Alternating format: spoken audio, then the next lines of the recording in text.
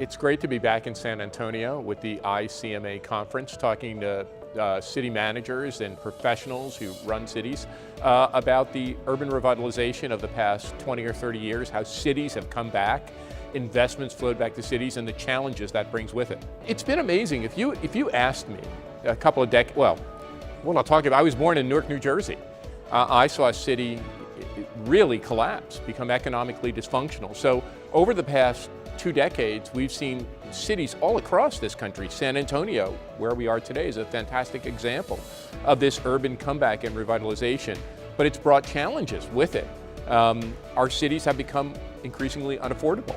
They become gentrified. They become increasingly unequal, and that's the things I'll talk about today. How do we begin to address this new urban crisis? The old urban crisis was a crisis of kind of economic failure and abandonment of the cities. The new urban crisis is really a crisis of success. And how do we address that? So younger people can afford homes, so people who work in service industries have a better chance at a middle-class life, and how we build more thriving and sustainable and inclusive cities for everyone.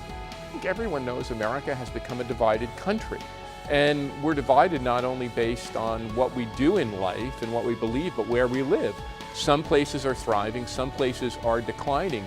And one of the things I've learned, and I think we've all learned, is there's no one-size-fits-all strategy for cities, for suburbs, for rural areas. We get to choose the places we live, we get to choose the places we like, and we're actually, what's so amazing is, Americans are not very confident in their federal government. Only about 25% of us, about a quarter of us, have any level of trust and confidence in the federal government.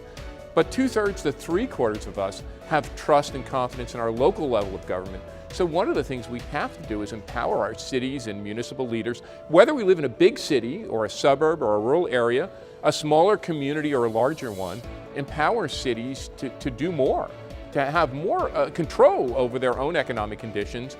And that way we'll build a stronger economy.